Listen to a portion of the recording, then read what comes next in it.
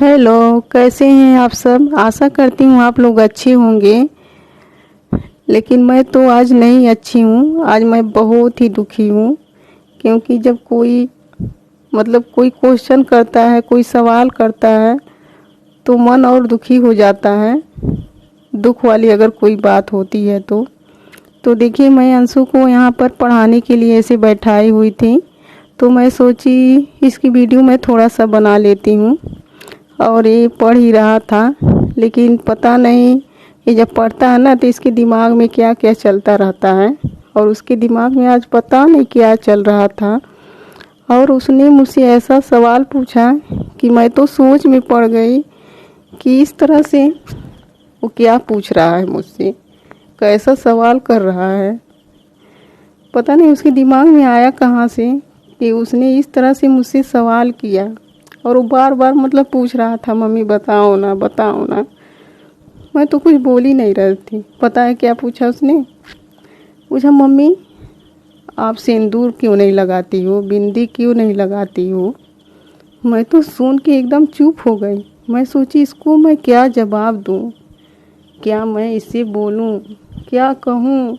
मुझे तो कुछ समझ में ही नहीं आ रहा था कि मैं इससे क्या बोलूँ, क्या कहूँ।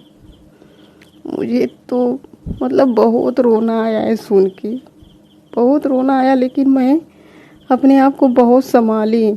मैं सोची इसके सामने मैं कैसे रोऊं। अभी ये सोचेगा क्यों मम्मी रो रही है। और मैं ना अपने बच्चों के सामने नहीं रोना चाहती हूँ, रोती ही नहीं हूँ। मैं कितना भी मैं दुखी रहती हूँ, सोचती हूँ इन लोगों के सामने मैं ना रोऊं। अपने आप को बहुत संभाल लेती हूँ, लेकिन अंदर ही अंदर मुझे बहुत वो हो रहा था कि मेरा बच्चा इस तरह से मुझसे सवाल किया। मैं उसे कैसे बताऊं कि ना तो मैं मंगलसूत्र पहन सकती, ना मांग में सिंदूर लगा सकती, ना बिंदी लगा सकती। ये सब तो एक सुहागन ही करती है ना। मैं तो विधवा हूँ, उसको मैं ये सब नहीं बातें बता सकती, क्योंकि वो तो अभी बहुत छोटा है। बड़ा होगा खुद अपने आप उसको समझ आ जाएगी कि मम्मी ये सब क्यों नहीं करती है। मैं उसको कैसे बताती कि तेरे डैडी नहीं है इस दुनिया में, तो मैं ये सब नहीं कर सकती।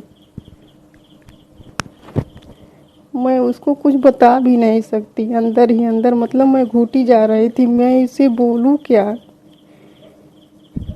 मैं कैसे उसे बताऊं कि अगर तेरे डैडी होते तो मैं ये सब करती, मैं सिंदूर लगाती, कोई भी श्रृंगार मैं कर सकती। लेकिन मैं नहीं कर सकती हूँ अब। उसको मैं बताना चाह भी रही थी फिर, लेकिन मैं बोल ही नहीं पा रही थी। मैं इससे कहूँ क्या कहूँ, मैं चुप सी हो गई। उसने बहुत पूछा, मम्मी बता ना क्यों क्यों नहीं बोल रही हो। मैंने उसको डांटा भी। और मैं ना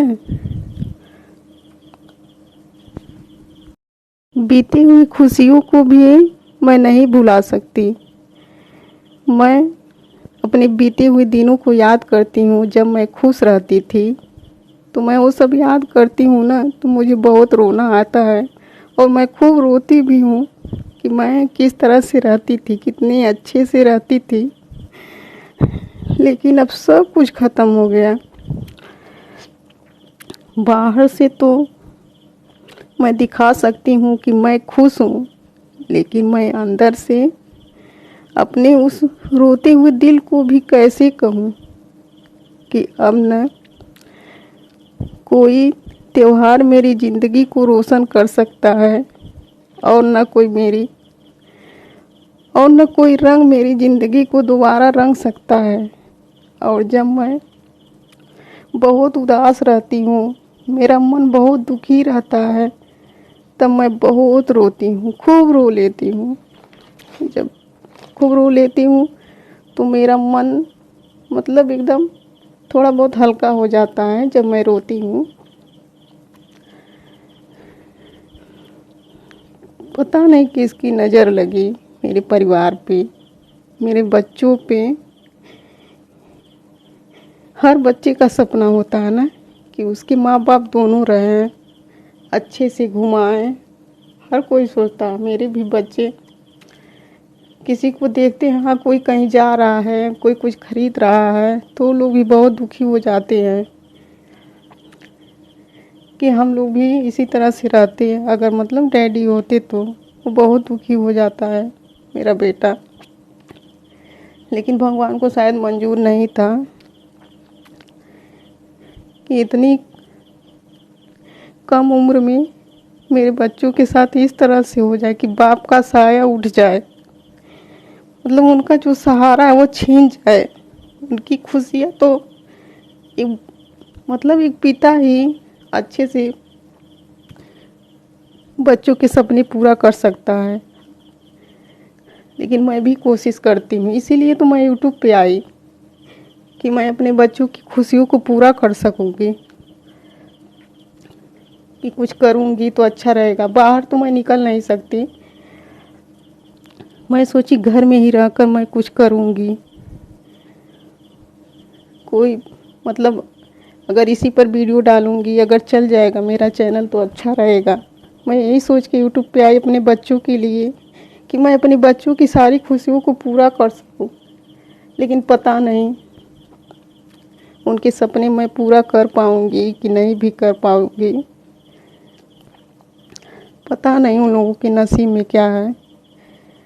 मेरी तो ऐसे ही खुशियाँ ख़त्म हो गई, अब जीना तो सिर्फ बच्चों के लिए ही है।